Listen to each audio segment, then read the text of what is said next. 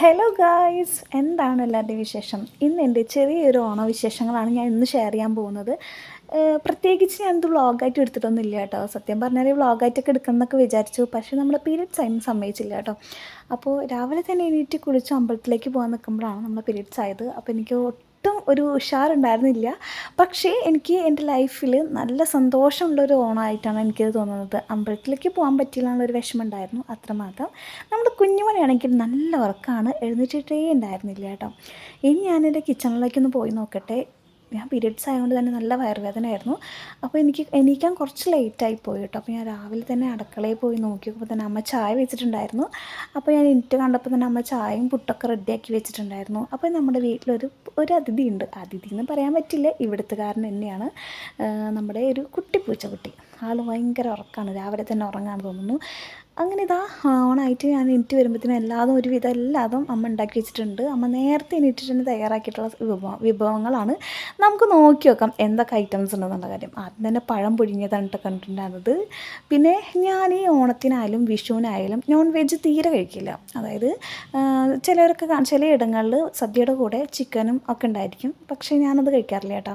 അപ്പോൾ എനിക്കും കൂടി വേണ്ടിയിട്ടാണ് അമ്മ കൂടുതലായിട്ട് ഇതൊക്കെ തയ്യാറാക്കിയിട്ടുള്ളത്. എനിക്ക് എൻ്റെ ഏറ്റവും ഇഷ്ടമുള്ള സാധനമാണ് അവിയൽ. അപ്പോൾ എനിക്ക് അവിയൽ ഭയങ്കര ഇഷ്ടമാണ്. അപ്പോൾ സ്പെഷ്യലായിട്ട് അമ്മ ഉണ്ണിയപ്പമൊക്കെ തയ്യാറാക്കിയിട്ടുണ്ടായിരുന്നു, പഴംപൊരി ഉണ്ടായിരുന്നു കേട്ടോ.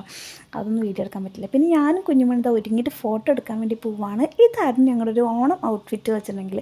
നല്ല രീതിയിൽ വീഡിയോസും ഫോട്ടോസൊക്കെ എടുക്കണമെന്ന് വിചാരിച്ചിട്ടുണ്ടെന്ന് ഒന്നും പറ്റിയില്ല. ഞങ്ങളുടെ ഫോട്ടോ ഞാൻ അതിൽ കൊടുത്തിട്ടുണ്ട്. നിങ്ങൾക്ക് ഇഷ്ടപ്പെട്ട് കഴിഞ്ഞാൽ ജസ്റ്റ് ഒന്നും കമൻറ്റ് ചെയ്യുക, എന്താണ് നിങ്ങളുടെ അഭിപ്രായം എന്നുള്ളത് കേട്ടോ.